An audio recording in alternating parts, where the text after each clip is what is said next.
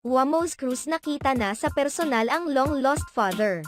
Masayang ibinahagi ng social media influencer na si Wamos Cruz ang pagkikita nila sa personal ni Joselito Achacoso, 55 anyos mula sa Bohol. Nakarating kay Wamos ang sinasabing kamukha umano niya sa Bohol at mapagkakamalan silang mag-ama. Kaya naman sa kamakailang vlog ni Wamos, itinampok niya ang personal na pagpunta niya sa bahay ni Joselito sa Bohol upang makaharap ito. Ayon kay Wamos, matagal na niyang pinaplanong makita ang sinasabing tatay dahil maraming nagtatag sa kanya, na para talaga daw na magkamukha sila. Samantala, naging emosyonal naman si Joselito nang makaharap na niya sa personal ang sinasabing anak niya. Matagal ko nang pangarap na makita-kita. Ngayon natupad na ang pangarap ko.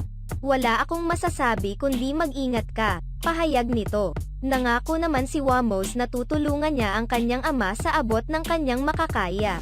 Matatandaang bukod kay Joselito, naibalita na rin ang pagkakaharap ni Wamos at ang kanyang long-lost sister, na talagang kamukhang-kamukha rin niya. Sa kabilang banda ng totoong ama ni Wamos ay si Taikyo Cruz, na lumabas sa Daddy's Girl.